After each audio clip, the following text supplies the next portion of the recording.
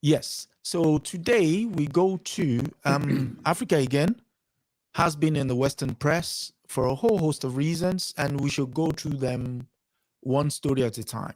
The first story comes from the East African country, southern East African country of Mozambique.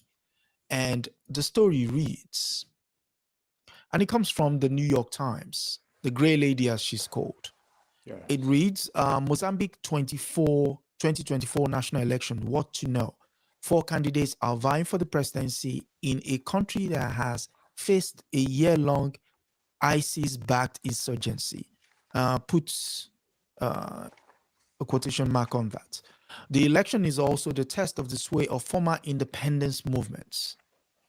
And the first part of the story reads, voters in Mozambique will go to the polls on Wednesday,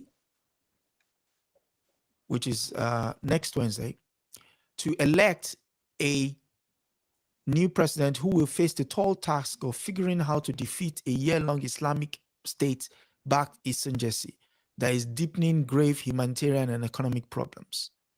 Although the insurgents rampaging through the northern province of Cabo Delgado have lost a significant amount of strength since the fighting began in 2017, the security situation remains hostile. Efforts to stem the spread of extremist ideology and attacks have included beheadings and will have implications for the region and beyond. There is little doubt that Daniel Fresco Chapo, the candidate for the governing party, Frelimo, will prevail over the 3 other presidential contenders. This will be a seminal shift from Mozambique, a coastal nation of 33 million people in southern Africa. He will be the country's first leader to have been born after it gained independence from Portugal in 1975. But an independent candidate who the country's disaffected youths have rallied behind could make things interesting.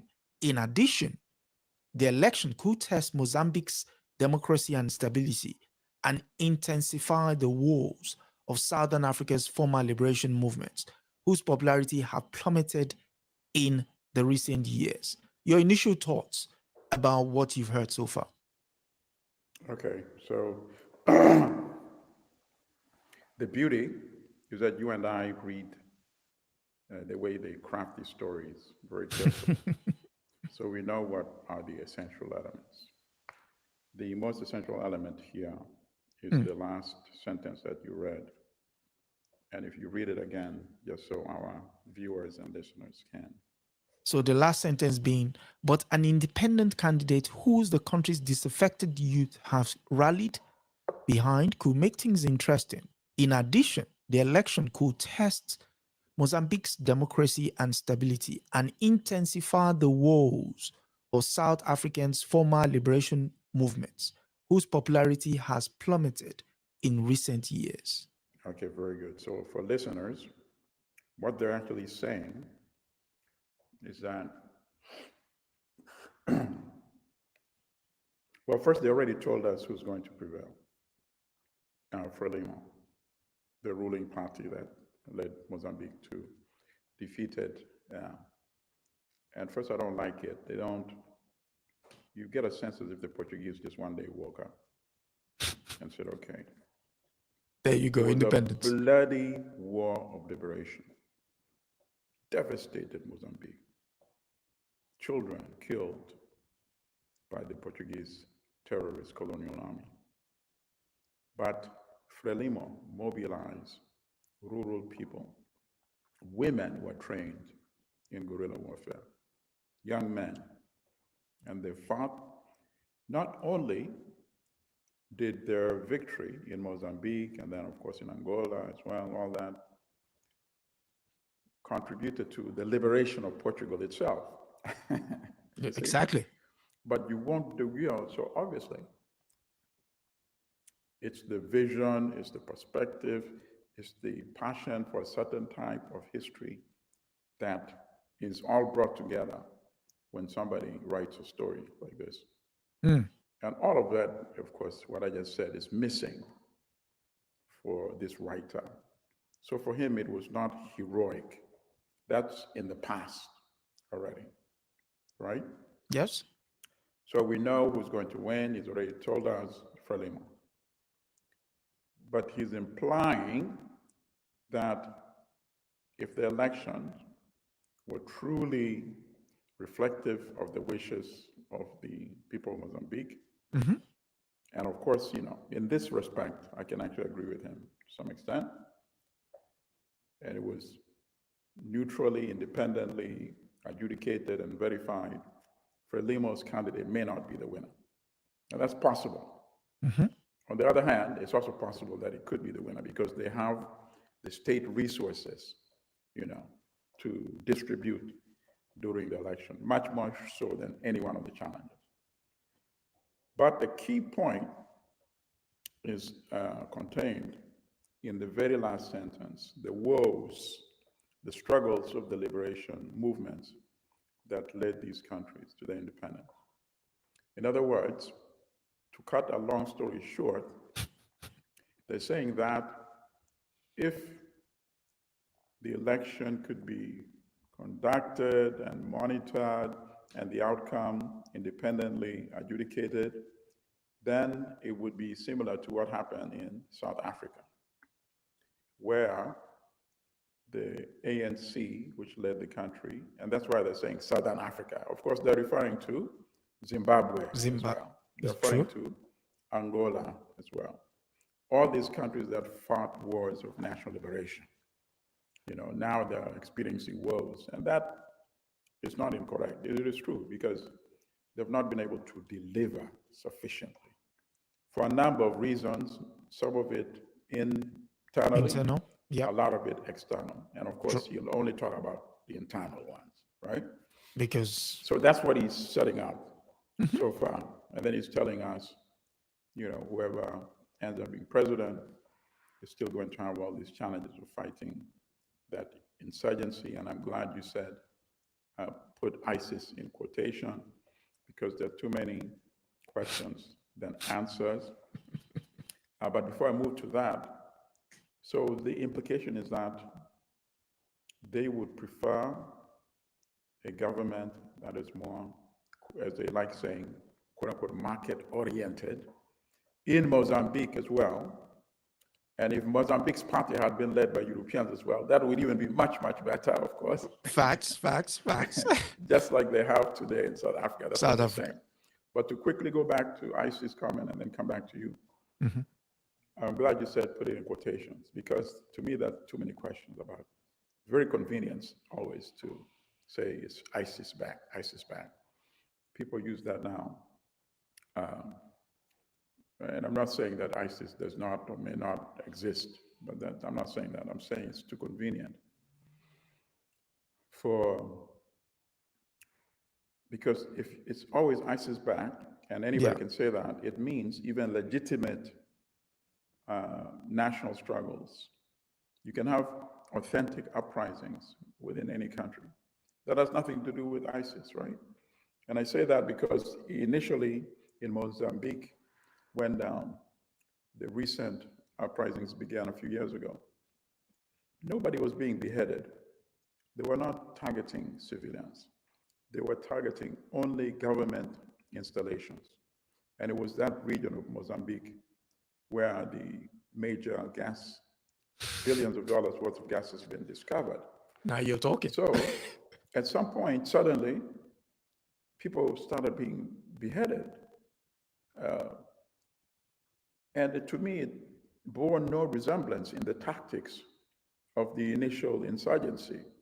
So I'm wondering if something might have happened along the way. Was it hijacked? And by which elements?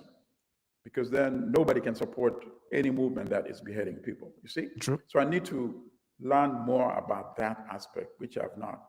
My final observation on the ISIS thing and beheading thing. At one point, all these reports were coming from Syria, right? We were seeing television, images of even people coming from, young people coming from Britain, coming from other countries, even from the US. Some were intercepted. And now we are not seeing any of them. So what happened to ISIS in Syria? I mean, there are too many questions and very few answers. But that would take an entire show for us to, to delve into. But I just wanted to raise more questions. Okay, let me try and provide context for a certain part of the story. When I said in inverted commas, the area you're referring to is Cabo Delgado. Mm-hmm. That area is to the north of the country. And that's where one of the largest find Right, of gas, more than natural 50, gas. $50 billion, that's... Yes, is found. That area also happens to be inhabited by Muslims. Mm-hmm. Now you want them to sell the land to you for peanuts. And they're saying, no, this has to go through certain processes. The government wants to run roughshod over them. Yep. And side with the... Exactly, with Total, the company. Total Energy, yes, the one that's yes. exploiting those resources. And so when the government could not handle it, in comes our friend from Rwanda to offer his services.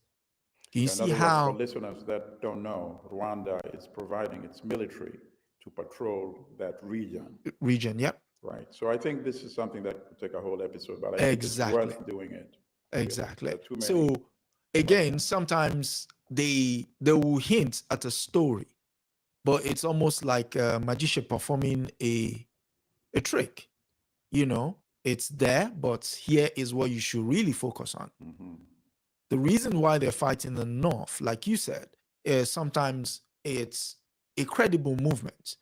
But what kind of story can you paint in people's minds with words that will mean whatever their agitation is?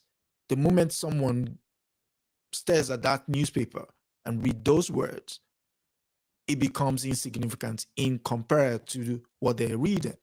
So here it goes back to the popular book by what's his name? Noam Chomsky. You manufacture consent. Correct.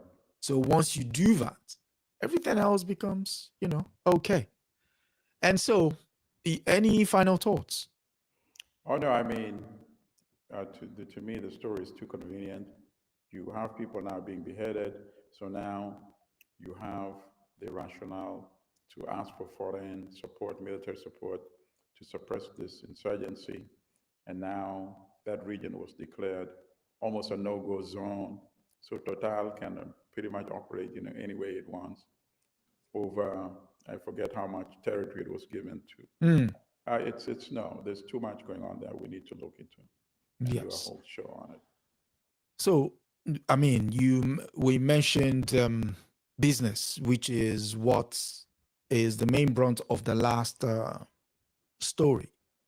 And I bring you another story which which is bound to crack you up, because you made mention of the name of the country in your previous submission. For that, we go to South Africa, where apparently we, what's the word? This comes from the money paper, the Financial Times. Privatization is not a swear word, said South African Deputy President. And the lead is the coalition government is seeking more foreign investments in energy, water, and infrastructure. The African National Congress is no longer regards privatization as a swear word and has accepted that bringing private sector money on board is not selling your soul, says South African Deputy President Paul Mashatile. In an interview with the Financial Times at the end of a weeks-long investor roadshow to Britain and Ireland, Mashatile said South Africa's new government, in which the ANC is sharing power with the market-leaning Democratic Alliance, has understood the need for more private investment in sectors such as energy, water, and infrastructure. The excuse is we don't have money to do it. We need the private sector, said Mashatile, considered a potential successor to President Cyril Ramaphosa. The ANC formed the Government of National Unity, known as the GNU, after its vote share dropped to 40%, which is the why they are in government with the Democratic Alliance in May election. the first time the former liberation movement, going back to the liberation movement, has lost the woes of the so-called liberation movement, has lost its absolute majority in 30 years since it was elected at the end of apartheid. Although some members of the historical left-leaning ANC remain suspicious of the DA, considering it a predominantly white neoliberal and anti-worker party, Mashatile said the GNU has had a strong start. If you sit around the table with ministers in the government of national unity, you would not know. Oh my God, this is scary. You would not know who is ANC and who is DA, he said. Yeah. You want to No, that is, I'm glad he's being brutally honest. Okay. Go. In telling us that the ANC no longer exists. In his own words, he's saying, if you come and see us, he's going, of course, beyond the physical, appearance that, in fact, you are Europeans and you have some Africans. Yep. Saying you would not be able to tell the difference because presumably, philosophically as well, and presumably they would be talking and you would be able to discern that, they're all on the same page. That's what he's saying. He's not saying that Europeans now look like Africans and Africans look like Europeans. He's not saying that. So he's saying philosophically, we are on the same page. Okay. So philosophically, the ANC on the same page with a party that opposes land reform. That's what he's telling us. A party that opposes special economic programs to redress the historical racism and injustice that has skewed the economy and ownership of means of production.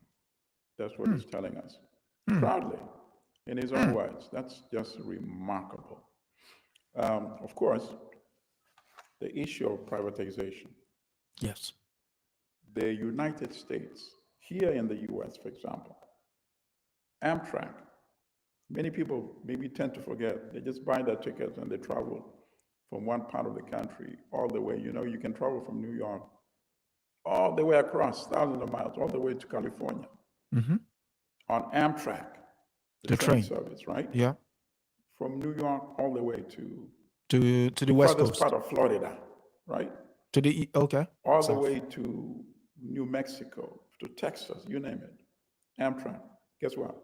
The majority owner of Amtrak is the United States government. Okay? Okay. So all these countries that go around the world preaching to us, divest, let private handle everything. It's nonsense. They themselves don't do it. In Britain, how many of the large institutions the government have a stake in it? They are largely government owned. Right. And sometimes when they push it out to the privates, they find out they can't run it and eventually comes back into public ownership. Absolutely. Yet you are preaching the opposite to people in Africa. And now you're using collaborators like this new version of the ANC to say, all is wrong, all is wrong. I know we are not disputing the fact that a lot of these institutions, because now they are lacking resources, they've not been properly functioning. Nobody wants to live in a society where you have power outages constantly, all the time. But my own question is, to what extent is the quote-unquote private sector going to have an ownership stake? Will the government remain the majority owner so that it can have the final say? As I've just elaborated, that in most of these industrial countries, the government still has the final say. There's some industries here in the United States that China is not allowed to invest in. Yep. Right? Yep. Private companies. The private companies that China is not allowed to invest in this country. The the sectors of the US industry that China cannot participate in. So when they talk about, market, it's nonsense. It's market to the extent that we, government, will allow it to happen. So why is it supposed to be any different in South Africa? If you want it to be market as well, let it be market to the extent that government will allow it to happen. But in South Africa, you're getting this blanket statement that the Democratic Alliance is, quote unquote, market leaning. Leaning. You know, that's just a code word that the Democratic Alliance is a party controlled by European South Africans, you know. But they can't say that. They can't say it's European South African control. They can't say it's controlled, you know, by the white thing, because right now, You're trying to blur the lines. no, yeah, absolutely. They want to blur the lines and make it appear as if the issue here, you know, it's framing. That's what it's called, right? In journalism and communication. It is framing the narrative, the box in which the conversation should be had and considered.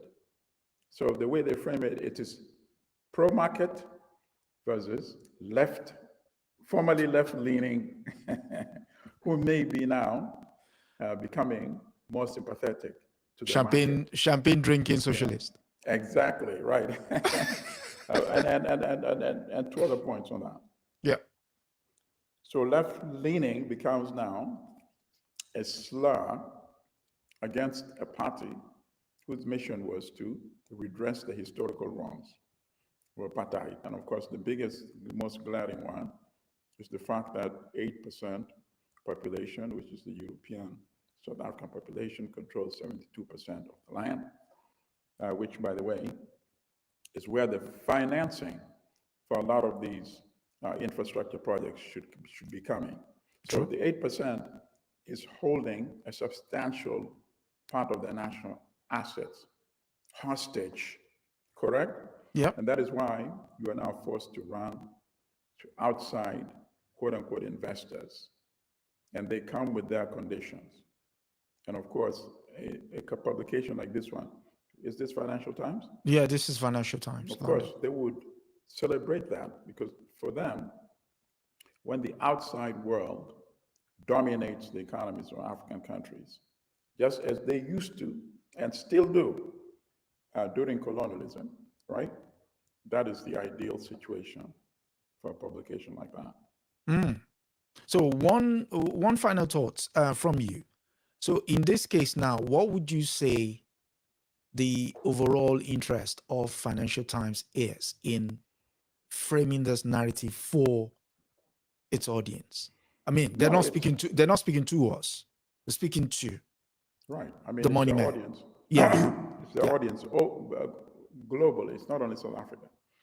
It's the audience in Britain as well, in the United States. Yeah, it's okay now to take money there.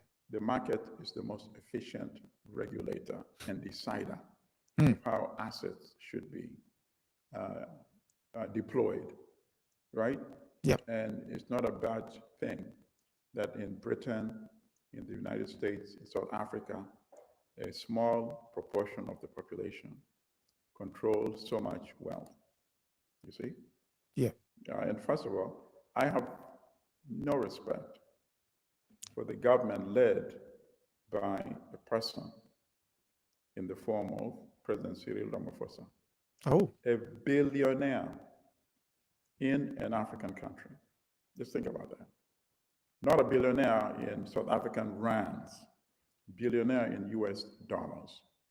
While the majority population, Africans, live in such squalor, live without land, live without decent healthcare, without decent housing, without decent water, without decent education.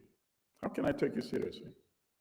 I just can't. And I hope more and more people don't take him seriously. Wow. That is wild. A billionaire. Billionaire. I encourage people to do the research and look it up.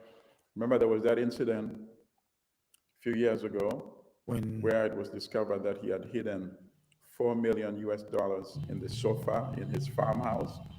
You know, a president in an African country having $4 million in cash in a sofa. You know, I doubt even that many of the leaders of the industrialized and developed economies have access to that kind of cash, liquid money. My God. Yeah, so we have so many contradictions, but always, you know, look at the people who are in government, look at, you know, In this case, you don't even have to look very deeper. Just listen to what they're saying. If you went through the Financial Times article, Yeah, I mean, it's they're saying you're scary. on your own. Exactly, that's it. You're on your own. Effectively, yes, you fought to get us here, but from now on, everyone take care of themselves. Yep. That's You're, unacceptable. That's anyway, unacceptable. Sooner or later, we will have another Steve Biko in South Africa. South Africa. Somebody who really cares for his fellow South Africans, the ordinary South Africans, and who is conscious, brilliant, and he will do it. Steve Biko was produced by the suffering of South Africa. So another Steve Biko will be produced by the suffering. Even for that matter, Mandela himself was produced by the suffering of South Africa. Sobukwe was produced by the suffering of South Africa. Winnie Mandela, the same thing. All of them produced by that historical suffering. And once again, what they're doing today in South Africa, the ANC with its new quote-unquote ally, a new crop of leadership will emerge and take South Africa in the right direction. I'm very confident of that. Hopefully that will be the case. Speaking of taking the country in a new direction, Keir Starmer, who is the recently elected Prime Minister of United Kingdom, is taking Britain in a new direction with regards to foreign territories.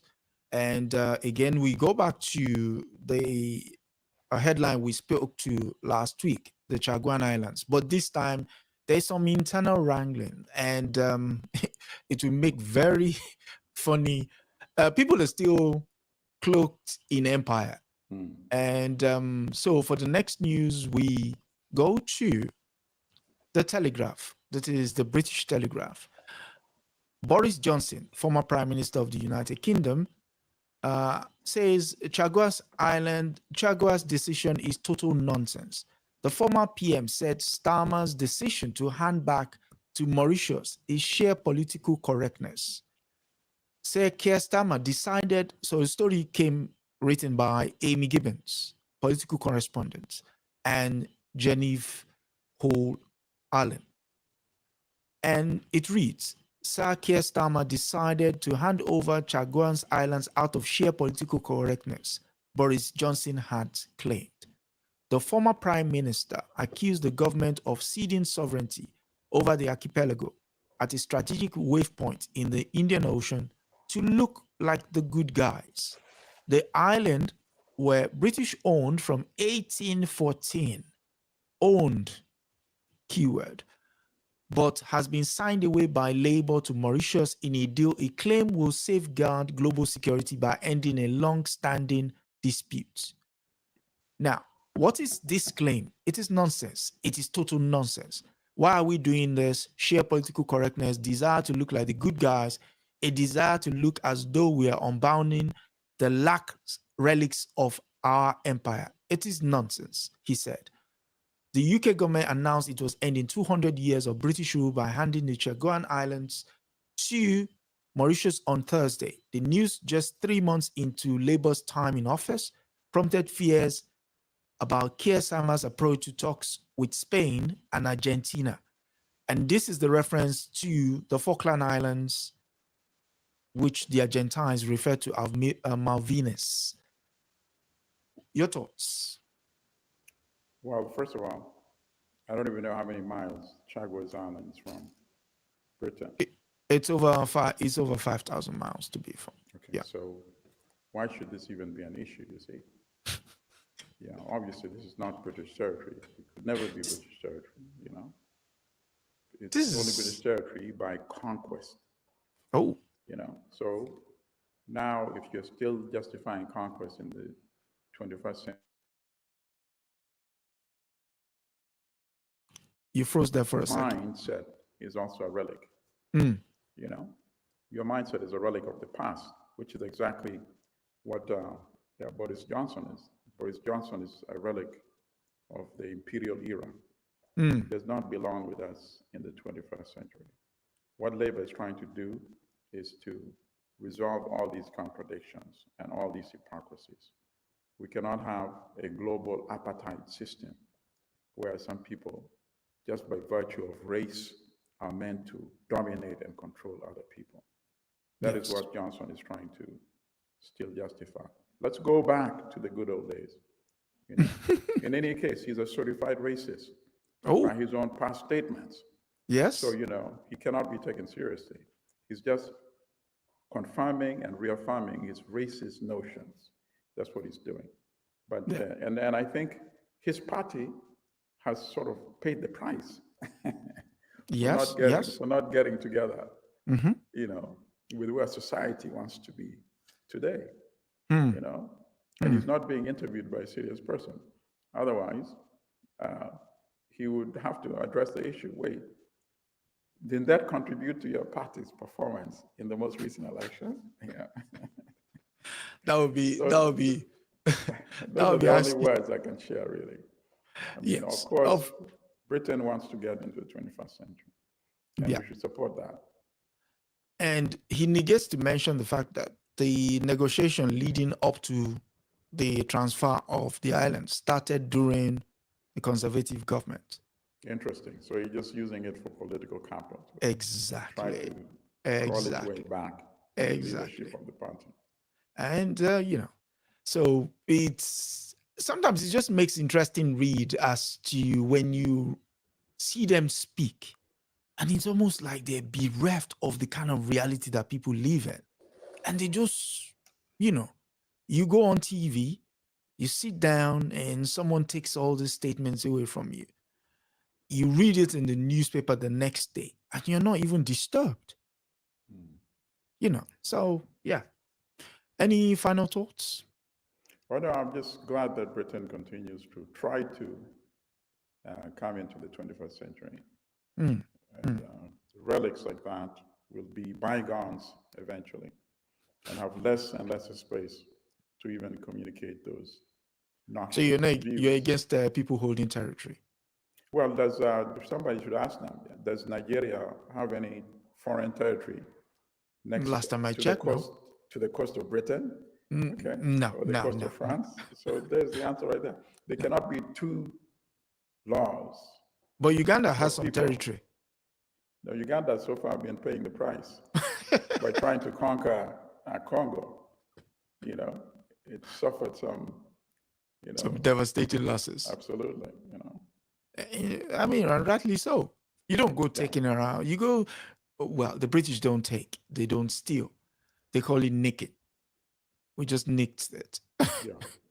Yeah. I think along that process, it's sad because they've indoctrinated us to think in those terms for such a long time, and that's why we still have those useless borders in Africa. Kwame Nkrumah warned them against it in 1962, 63. Yeah. Said if we don't unite immediately, it will become much more difficult. And brilliant people like Nyerere, opposed at that time.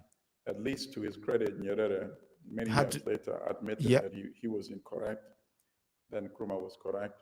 He says, now that we have our national anthem, our national currency, our flag and all that, it's increasingly become much more difficult to abandon that and go to the United States of Africa. At the end of the day, that is going to remain the only solution. If we want to get away from economic dependency, economic exploitation, and our condition of poverty. Nobody likes to live in poverty. True. So our argument should be for the young people who are drowning in the Mediterranean to get to Europe so they can work in their kitchens and bathrooms and sweep the streets, or going through the forest in South America to make it to the United States. We should tell them, no, don't risk your life. Get rid of incompetent, useless leaders in Africa and try to promote leaders like the late Thomas Sankara of Burkina Faso. Who would, it would be 37 if years. Every African country had a Thomas Sankara. Within 10 years, most of these countries would be industrialized. 10, 15 years. Standard of living would be elevated tremendously. We would have Africans, whipping Europeans who are trying to smuggle themselves into Africa. No, honestly, I'm not kidding you, from across the Mediterranean, those ships would be, we can't handle any more of you guys, Yes. because the resources are in Africa. True. But our leaders are playing games, True. allowing them to come and take the resources, go back there, and then sell it back to us packaged. They call it manufacture. And then we buy it at 10 times the price. So of course, we're going to become more impoverished relative to them. And our people are going to be swimming across the Mediterranean. But if we did the right thing, the swimming would be in the opposite direction. Opposite direction. And we should also add the gentleman you mentioned, Thomas Sankara. It will be on Tuesday. Yeah, Tuesday. It will be 37 years since he was assassinated. Yes, thanks for the 37 years. And the tribute, yeah. And he gave a famous speech July 15, 1987, where he said just what you were saying. One, we can't pay the debt. In fact, the debt has been paid. We now need to tell them that we cannot pay it. But if only I did, we will not be here at the next meeting. And as if he foretold on himself, he was not. So, kudos. We need to get serious. Yes. Yeah. So speaking of colonial crimes, we go to Algeria for our next story. The Algeria and France have had a go at it. This story comes from Radio France International, and it reads, Algeria's Tebboune refuses France visit in snub to former colonial ruler. President Abdelmajid Tebboune has once more postponed a visit to France and accused its former colonial ruler of genocide in a sign of ever-worsening relationship between Algiers and Paris. Re-elected in September with more than 84% of the vote, Tebboune used his first televised interview with Algerian media to admonish France. I will not go to Canossa, he said, when asked if a long-awaited trip to Paris was on the cards. The German expression to walk to Canossa has come to mean humbling oneself and asking an enemy for forgiveness. Its roots can be found in the 11th century power struggle between the Pope and King Henry IV of Germany. Having been excommunicated by the Pope in 1076, the king was forced to go and beg the Pope for forgiveness in Canossa, northern Italy. Accusations of genocide. Just a few months ago, Tebboune held largely positive talks with President Macron on the margins of the G7 meeting in Italy. According to Francis L.C.'s Palace, the two leaders discussed how to continue implementing the bilateral declaration of Algiers signed in August 2022, praising progress made by a joint commission of historians created to reconcile colonial difficulties. But relation nosedive in July after Macron sent a letter to King Mohammed VI of Morocco, voicing support for the kingdom's autonomy plan in the disputed territory of Western Sahara. I think that lays everything out there bare for you. Absolutely. I stand with Algeria 100% in this respect, beginning with the issue of the Sahrawi Democratic Republic. Thank you. AKA Western Sahara. Of course, that was a former Spanish colony. Yeah. And now occupied and annexed by Morocco. Initially after Spain withdrew, ultimately. 1976. Even Mauritania as well claimed parts of that area. And they launched a war to occupy. And the Sahrawi fought both Mauritania and fought Morocco as well. And at some point, Mauritania renounced its claims. Morocco did not renounce its claims. In fact, it went further and implemented its colonial agenda in what it calls, Western Sahara. And even though a United Nations referendum, supervised referendum, was supposed to occur. Morocco has stalled that for decades now. Yep. And in the meantime, it has introduced a new population by providing financing and housing for people to come from Morocco proper and to settle into, it's not a disputed territory. It doesn't belong to them, so it's not really disputed. It's occupied. So for them to settle in the, so that's where the article is wrong in referring to it as disputed. It's not disputed. Yeah. To settle in that area. So now the population, of course, has changed dramatically in the process. Many of the people who are indigenous to that region, either elderly or and many have died, you see. And many have been displaced, expelled, so that they're now living on the other side of the border in Algeria. So I am happy to say that Algeria has not abandoned them, because Algeria, of course, as many people know, fought the French with the FNLL and defeated them in the War of National Liberation. So I'm glad that they still live to their heritage and legacy and are not willing to abandon the people of the Sahara Democratic Republic. And in terms of other claims that Algeria is also making against France, I support that as well.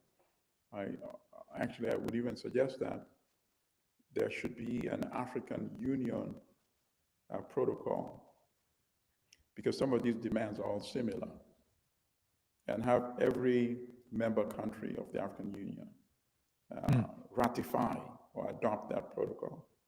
These are demands we should make of all the former colonial powers. It adds much more weight to it if it's coming as a collective from the African Union. I think there was a stance taken in 1982, and I think it was actually good. It was actually raised by Thomas Sankara, and it was seconded by, who was it? There was another leader who seconded, and it passed on the floor of the Organization of African Unity at the time. But obviously, probably Jerry Rawlings, maybe I can see. Yeah, Jerry. Thank you very much. That's the name I wanted to remember. That's the name I wanted to remember. Yeah. So it was Jerry Rawlings. So it was seconded by Jerry Rawlings, and because it was a French-speaking guy and an English-speaking guy, it's got the very thing that Morocco did not want. They wanted it to seem as if it had been raised by Rawlings and then supported by Sankara, it would have been, the English started something and the French lackeys are following through. But because Sankara was the one who started it and it was backed by it, then it means, you really don't have a stance. But the pushback was, it's a settled issue, and the United Nations was looking into it. So we're here where we are. And with regards to Algeria has a long-standing gripe, like you said, about the War of Independence. And for people who want to read more, you could read one of the best written version of that war in Alistair Horn's Algeria War of, you can see, yeah. So it's the Algeria, a Savage War of Peace, 1954 to 1962. And it chronicles everything, so it's a pretty grimy read. So, but it recounts everything in there. And so the mere fact that someone is standing 10 toes down to say, listen, we would not be rubbished. I think I know what France's motivation is for trying to re-engage with Algeria. And bear me, well, I know that Algeria has a lot of gas. That's it. That is it. That is it. That is it. And Algeria is literally, next door. So. And now that Niger is giving it a lot of problems, it needs alternative sources of energy for sure. Yes. There you go. So sometimes the story writes itself if you know what to look for. But because it's been written by Radio France International. They're going to frame it using the Francis, oh, it's just a tiff between former, Right. They're from making unreasonable demands, wanting us to go back. Yes, yes. For all the alleged crimes of colonialism. That's a bit unrealistic. But no, you need the energy because now you've been ousted from Niger. So. And it's a long journey to get to Gabon. Right. So one way to understand a lot of the stories written when it involves Europe, former colonial power, and any African country, the first thing that the reader, or if you're listening it on radio, you're watching a television broadcast or a podcast, you need to ask yourself, what is it at stake, resource-wise, financially, money, some concrete material benefit? Where is it in that narrative that would benefit the European country?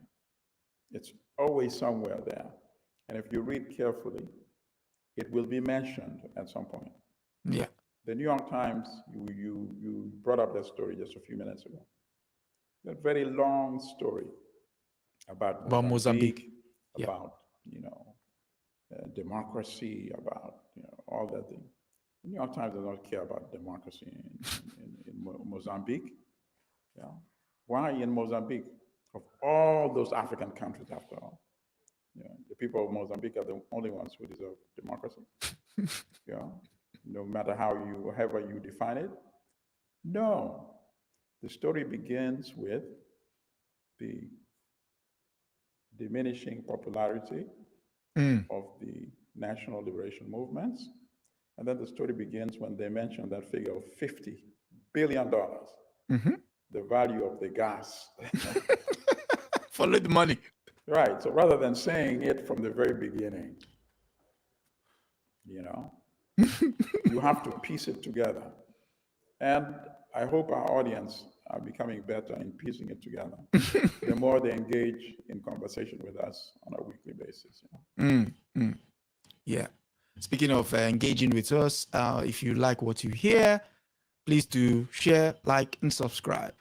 If this is your first time here, do subscribe and pass the message on. We aim to do this every Sunday at 12 noon Eastern Standard Time. And for those every other part of the world, if you just correlate, just puts 12 Eastern Standard Time, what it means to your neck of the woods, and Google will give you an idea of when we go live. And again, hit the notification bell so that when we do go live, you get informed. Yes, for our final story, we take a walk back in history, but it's history to come back forward. And it comes from Zimbabwe. And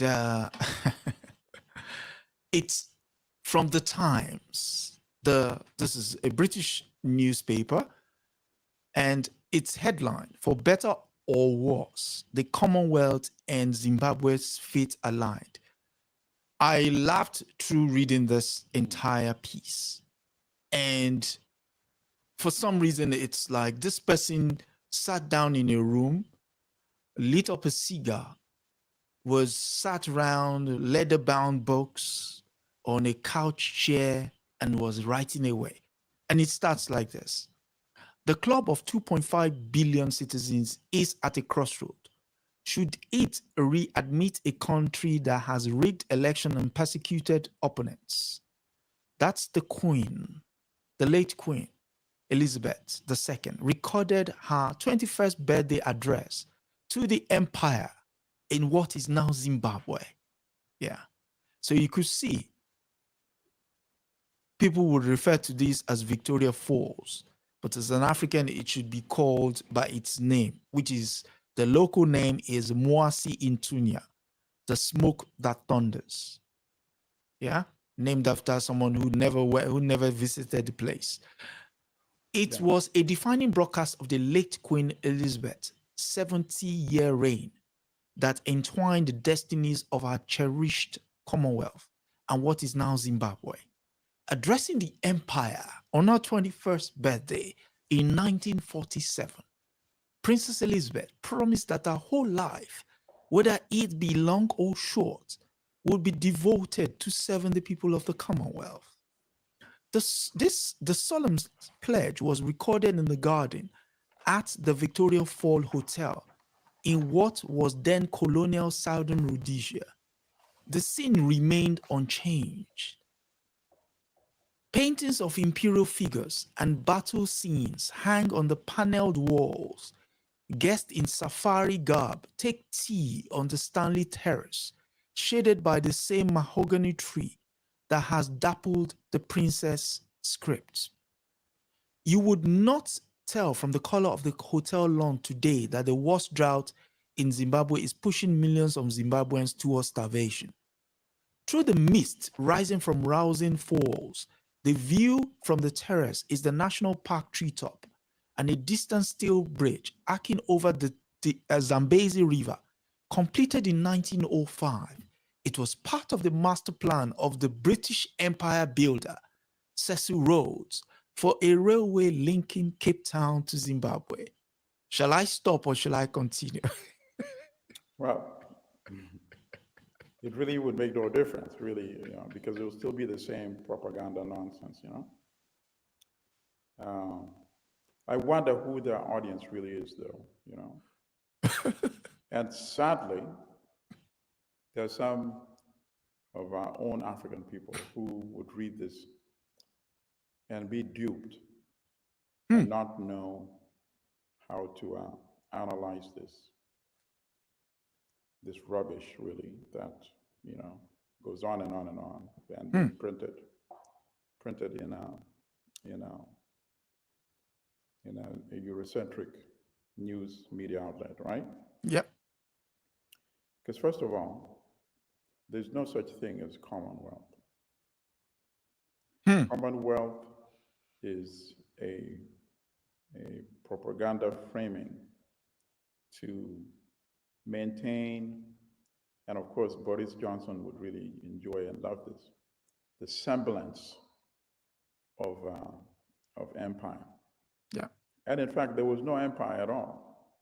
They were dominated, subjugated people. But there was never an empire, because if there ever was an empire, then the standard of living of people in those former empires should be comparable. True. The standard of living of people who are living in metropolitan Britain today is nowhere close. So that never happened during direct colonial rule, because the whole colonial agenda was exploitation. You see? Thank you. And now the post-colonial era of terminology, so calling it the Commonwealth, is to get the people in those formerly exploited and still exploited places to acquiesce, correct? Yep. To that, the incorrect history, that there was something beneficial by the actual direct colonial rule. And as a result of that, we want to maintain that relationship. Yeah. And we are willingly part of this, Commonwealth. So most of these countries got their independence in the 1960s. So let's excuse and say, okay, maybe they made some mistakes and never implemented the agenda of uniform universal development and uplift during the era of direct colonial rule.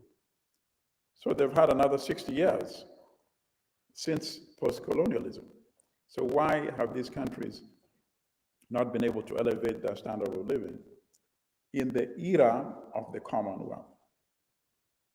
So that just proves that the colonial agenda was never to develop, and it's been proven again in the post-colonial era that it was never the case, and it's still never the case, you see? Absolutely. Think about it. If they really want to build a Commonwealth, Britain had the technology to industrialize all those formerly dominated countries. And that technology could have been implemented. But then Britain would lose its monopoly over access to resources. Because now that they're using those resources in factories within the formerly dominated countries, they don't need to send it to you. And then number two, you would also lose the market. Because, yep. So you maintain yourself as the exclusive manufacturer of products and keep everybody else dependent on buying the manufacturers from you. But now, if everybody else can manufacture, you have to compete with them to see who is manufacturing the best products. But of course, Britain did not want competition. In fact, Britain went to India and destroyed Indian textiles industry and physically took the spinning mills and other equipment back to Britain. To Britain, yeah. And then made it illegal for people to buy textiles from anywhere apart from Britain, right? So you're telling me this is the same country that is going to create a Commonwealth? Now, complete rubbish, you know. If you follow that line here, if you follow the line here, you would not tell from the color of the hotel lawn today that the worst drought in decades is pushing millions of Zimbabwe towards starvation. Can you speak to first the trope there, hungry Africans, and also the glorious old days of during colonial rule? Oh, they were never starving in those days, as if somehow because now the leadership is African, that itself has invited a drought. I hope readers were able to detect that. As if Europeans were still ruling the country, there would be no drought. So why Zimbabwe? Why Zimbabwe? Why is it important for people to understand the framing of Zimbabwe in this way? Because Zimbabwe is still part of the British jewel, the crown. And it is the land where Africans took the land back from European. They did what? They did what? I repeat for listeners who may have been They asleep. did what? What did they do? They repossessed the land and gave it to the descendants of the Africans from whom their parents, the land was stolen, correct? So that is why Zimbabwe was punished and kicked out of the Commonwealth, right? It's hypocrisy. Talk about election rigging, talk about human rights abuse. Uganda under General Museveni is 100 times worse in the number of stolen rigged elections, the number of people who have been killed in Uganda, in the number of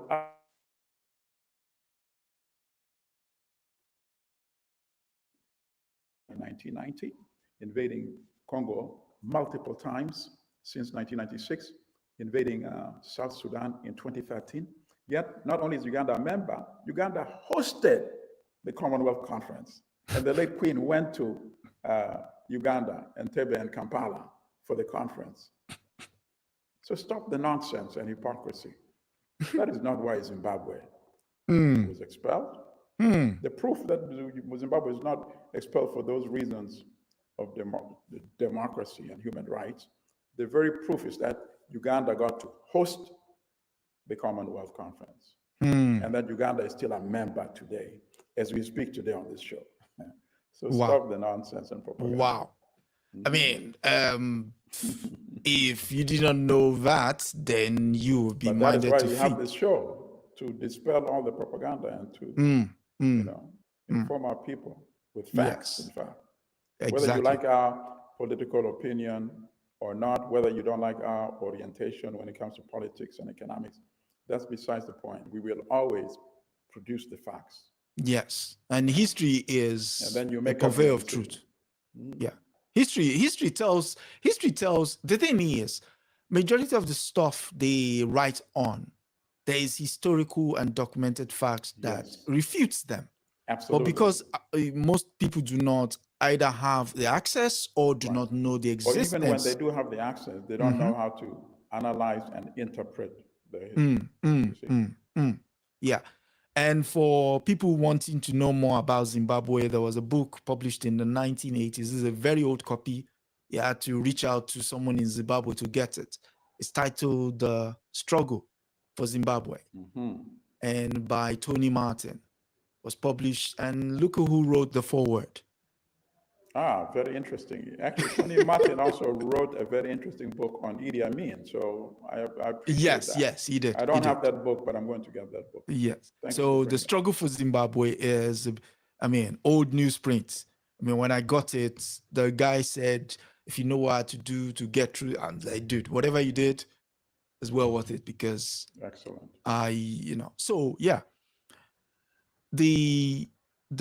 My final, I mean, let me give you your final. What's your final thoughts on this story in particular? What's your final thought? Well, I don't have, to be honest, I don't have much more thoughts on it. I mean, I think it's a colossal failure on these countries, and it's a level of greed which I personally find mind-boggling, but at the same time, not too mind-boggling. Okay. That we are supposed to be acceptant of historical exploitation and continued exploitation in our contemporary era, because we are confused with the platitudes and words they use, words such as United Nations, for example, Commonwealth, France Afrique, all these platitudes, which are actually concealing historical exploitation and suffering and contemporary exploitation and suffering. So that's why I'm always eager when we are having these conversations to continue to deconstruct those words that still keep us in mental dependency. Because before we can start physical liberation, we need to liberate the mind first, as Comrade Ngugi wa Thiong'o said in his book, Colonizing the Mind. Once we have decolonized African minds, even the sky is not the limit. And I'm very confident that with this new technology platform, we can reorientate the thinking of the next, the young generation. So they can take us to that next level. Thank you very much. I mean, you've said it all, really. There is nothing much to add to that, because it's the reason for this show. It's the reason you wrote the book, How the West is Demonized in the Media, Manufacturing Hate, because you use the power of words to manufacture hate, and so that once you've manufactured consent, you can get to do anything, anything, and that's it. Capture the mind, you're done. That's the strongest tool in your armor. Anyway, I have to extend my gratitude again for you coming through, and gratitude to our listeners for also sitting and sharing this hour or so with us. Again, do come back next week, where we hope to bring you more stories in the Western media. And from Brother Milton, Asante sana, aluta continua. Victory Aseta, and from me, Odigbakono, and good nights.